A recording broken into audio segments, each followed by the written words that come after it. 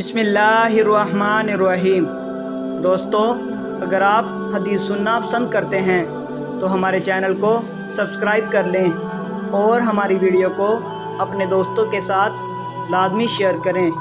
اللہ تعالیٰ ہمیں ان حدیث پر عمل کرنے کی توفیق عطا فرمائے۔